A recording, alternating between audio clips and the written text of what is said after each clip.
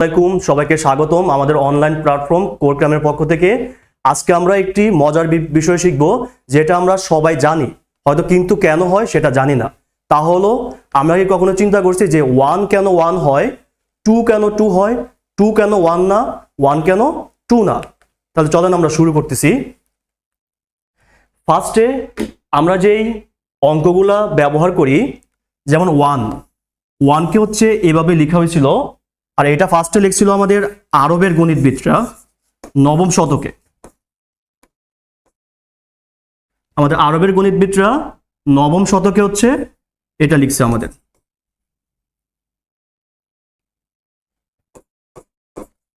কেন এইভাবে লিখছে ওনারা? কারণ হচ্ছে এই 1 এর মধ্যে এই একটা মাত্র কোণ তৈরি করা যায়।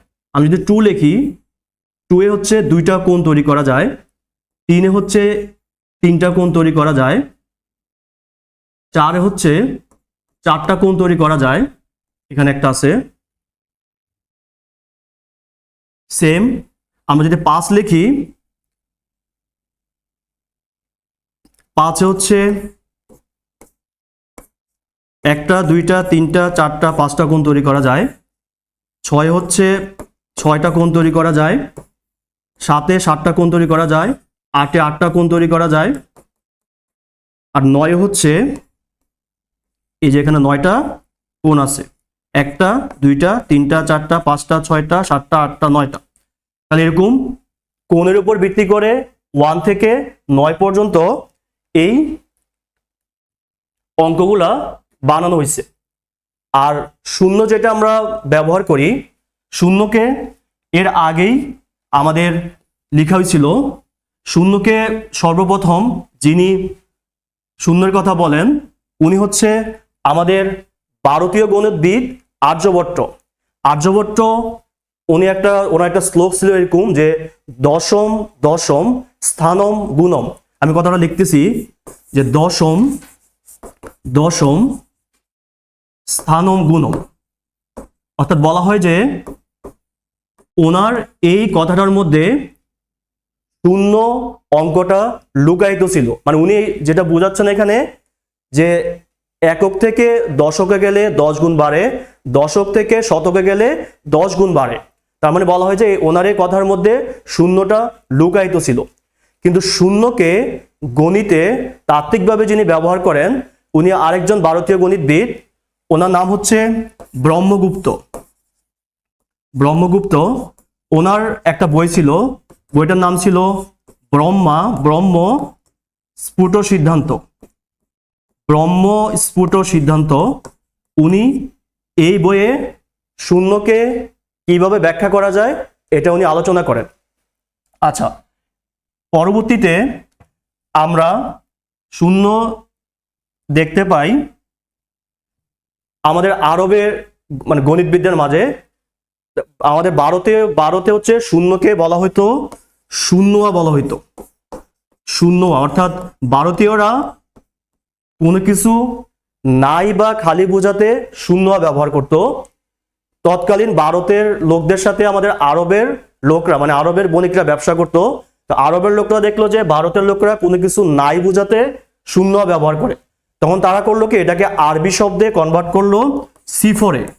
সিফর আরবি শব্দ, এটাকে শূন্য বলা হয়। তাহলে ভারত থেকে গেল কোথায়? আমাদের আরবে শূন্যটা সিফর হয়ে। আবার আরবের বণিকদের সাথে ব্যবসা করত ইতালীয় বণিকরা। তো ইতালীয়রা দেখলো যে আরবীয় লোকজন শূন্য বোঝাতে সিফর ব্যবহার করে। তখন তারা করলো কি, এটাকে ইতালীয় শব্দ জেফিরোতে কনভার্ট করলো। জেফিরো হচ্ছে একটা ইতালীয় শব্দ, আর এই ইতালীয় শব্দ জেফিরো থেকে আজকের জিরো হলো। তাহলে এভাবে ভারতের শূন্য এবং আরবদের কোণের উপর বানানো অঙ্কগুলাকে আমরা ব্যবহার করে গণিত আমরা করতেছি। আর যদি আমরা সংখ্যার কথা বলি, পৃথিবীতে সর্বপ্রথম সংখ্যা পদ্ধতি নিয়ে যারা কাজ করে তারা হলো আমাদের মিশরীয়রা। মিশরের আমরা জানি যে হায়ারোগ্লিফ আছে। এই হায়ারোগ্লিফগুলো হচ্ছে আমাদের বিভিন্ন বর্ণগুলো হচ্ছে আমাদের বিভিন্ন সংখ্যা বোঝাতো। কিন্তু মিশরীয়তে আমাদের শূন্য নামক কোনো অঙ্ক ছিল না। মিশরীয় পরে যারা সংখ্যা নিয়ে কাজ করে তারা হচ্ছে ব্যাবিলনীয়। আমরা জানি যে মেসোপটেমিয়া যে সভ্যতা ছিল এটা ছিল পৃথিবীর সবচেয়ে প্রাচীন সভ্যতা। মেসোপটেমিয়া সভ্যতা 4টা ভাগ ছিল: ব্যাবিলনীয় সভ্যতা, অসিরীয় সভ্যতা, ক্যালেডীয় সভ্যতা এবং সুমেরীয় সভ্যতা। এর ব্যাবিলনীয়টা ছিল সবচেয়ে সমৃদ্ধ সভ্যতা। ব্যাবিলনীয়রা হচ্ছে সংখ্যা পদ্ধতি নিয়ে কাজ করছে, ওনারাও শূন্যের ব্যাপারটা জানতো না। পরবর্তীতে আসে আমাদের গ্রিক এবং রোমানরা, গ্রিক প্লাস রোমানরা। আমরা ছোটবেলায় পড়ে আসছিলাম যে রোমানরা 1কে একটা দাগ দিয়ে বোঝায়, 2কে 2টা দাগ দিয়ে বোঝাতো আর কি। যেমন গ্রিকে আলফা, বিটা এই বর্ণগুলোও এক একটা সংখ্যা বোঝাতো, কিন্তু গ্রিকরাও কি আমাদের শূন্যের ব্যবহারটা জানতো না। পরবর্তীতে গ্রিক এবং রোমানদের পরে ছিল আমাদের মায়া সভ্যতা। মায়া সভ্যতাটা ছিল আমাদের মধ্য আমেরিকাতে। এবার মায়া সভ্যতার একটা মজার ব্যাপার হচ্ছে মায়ান যে ক্যালেন্ডার ছিল এই ক্যালেন্ডারে 2012 সালের পরে কোনো সাল ছিল না, কারণ মায়ানরা বিশ্বাস করতো যে 2012 সালের পরে পৃথিবী ধ্বংস হয়ে যাবে। মায়া সভ্যতারও আমরা সংখ্যা পদ্ধতির ব্যবহার দেখি। এরপরে আসে আমাদের ভারত থেকে আসে আমাদের আরবে আমাদের গণিতের ব্যাপারটা। কিন্তু কথা হলো এখন জ্ঞান বিজ্ঞানটা আমরা যেভাবে ইউরোপ বা আমেরিকাতে দেখতেছি, আগে সেটা আমাদের আরবে ছিল এবং ভারতে ছিল। তৎকালীন সময়ে ইউরোপের লোকরা হচ্ছে আরবে আসতো পড়াশোনা করার জন্য, যেমন আমরা এখন ইউরোপে যাই বা ইউএসএ যাই। এখন কথা হলো আরবের যে মানে সমৃদ্ধটা কেন ধ্বংস হয়ে গেল, এটা আমরা জানি। আমাদের যে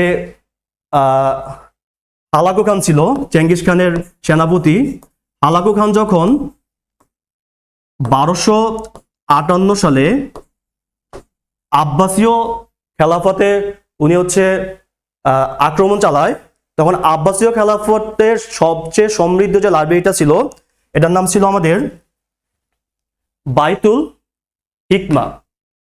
এটার নাম ছিল কি আমাদের বাইতুল হিকমা। তো উনি কি করে, এই হালাকু খান বাইতুল হিকমাটা ধ্বংস করে ফেলেন। আর তখন আব্বাসীয় খলিফা ছিল আমাদের আল মুস্তাসিম, এবং ওই বাইতুল হিকমা ধ্বংস করার পর বলা হয় যে মুসলমানরা হচ্ছে জ্ঞান বিজ্ঞান থেকে অনেক পিছিয়ে যায়। এবং তখন হচ্ছে ইউরোপে একটা বিপ্লব হয় লিওনার্দো দা ভিঞ্চির সময়, সেটাকে বলা হয় রেনেসাঁ বিপ্লব। এবং রেনেসাঁ বিপ্লবের পরবর্তীতে জ্ঞান বিজ্ঞানটা ইউরোপে চলে যায়। এভাবে 0 থেকে 9 পর্যন্ত এই অঙ্কগুলাকে ব্যবহার করে আমরা গণিতকে সমৃদ্ধ করছি।